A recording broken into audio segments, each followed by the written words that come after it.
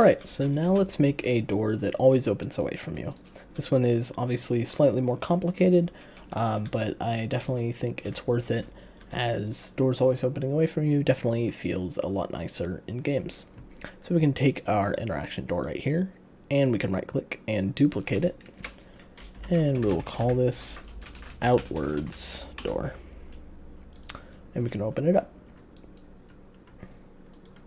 So a good amount of this code will be the same, like the timeline that opens the door. You can change this if you want to change the time or whatever.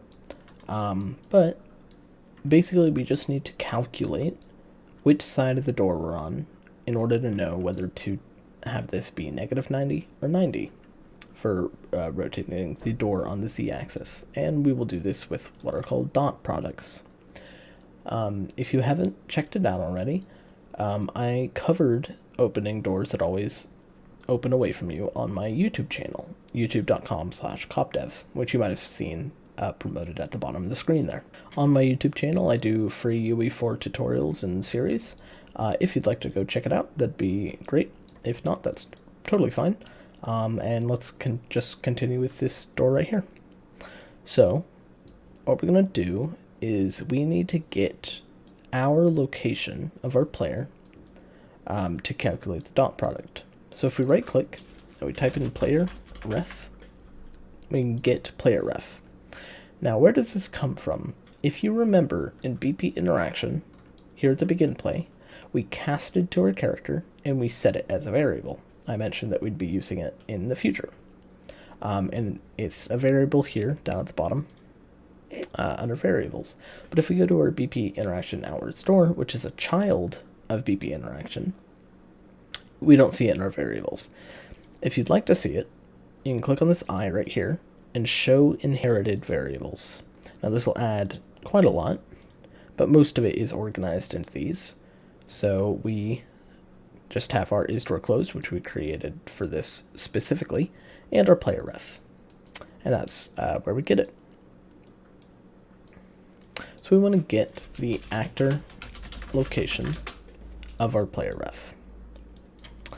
Now we need to subtract this from the location of our door.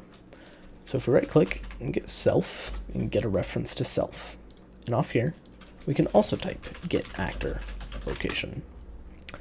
And then we can take this and subtract vector minus vector our player ref get actor location. Now let's pull this back a bit because we're going to need some more room. First thing we want to do is normalize the vector.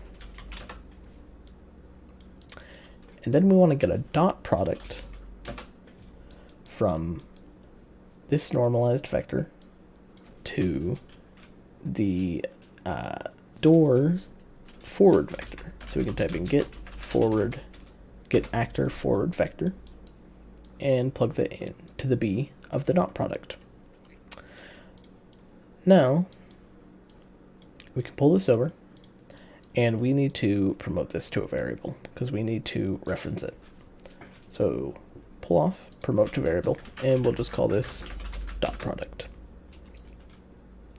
And after here, after setting isDoor closed, we'll set the dot product before we get started, and we'll go ahead and play from start.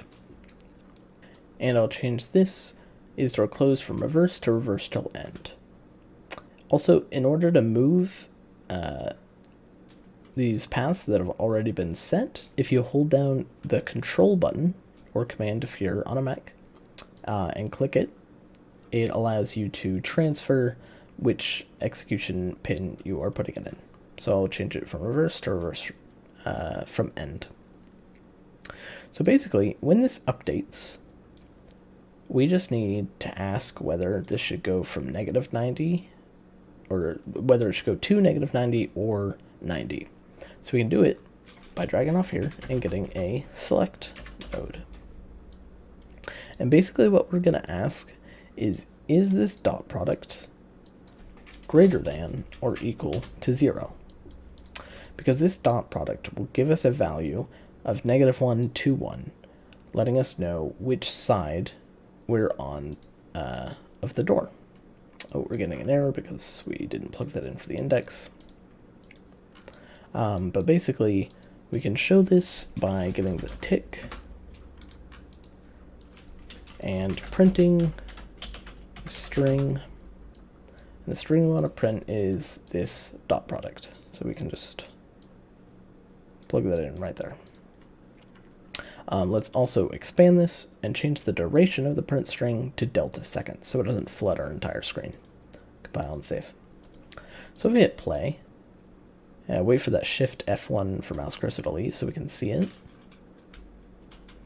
Oh, we're not seeing it. Why is that? Oh, obviously, this is not the correct door. This is the door that opens one way. We did not drag out our outwards door. So now if we hit play, we can now see it says 0.9. And as we move farther away, it'll get closer and closer to 0.1. Oh, and I fell off the edge. And as we get closer to it, we're going to get closer to 0. And as we pass over, it goes in the negatives. And the same thing happens on this side. And it gets closer and closer to -1. So basically, we just have to check if the number is positive or negative to decide which way the door should swing open. So back in outwards door, we can delete the tick and the string. Off this select, if the dot product is greater than or equal to 0, or if it's positive, then we want to rotate it 90 degrees. And if it's negative, we want to rotate it negative 90 degrees. So let's compile and save. Let's test it out. So let's hit play. And let's interact with the door. And it's opened away from us. We can press it again to close it. Now on this side, interact with the door, it opens away with us again, and we can close it. We can also open it, go over to the other side, and close it regularly.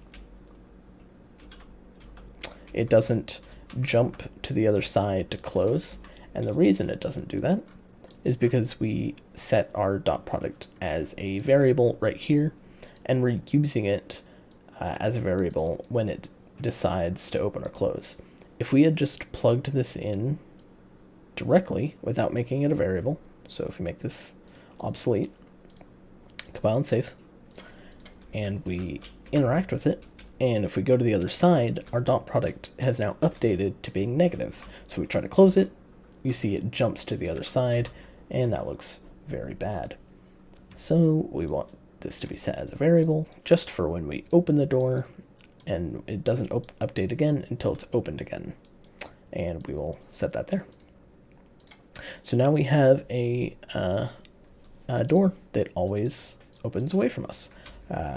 Much better in my opinion. If you want to hear me go over it again, I have this, once again, I have this on my YouTube channel, along with many other tutorials that you could go check out at youtube.com/cobdev.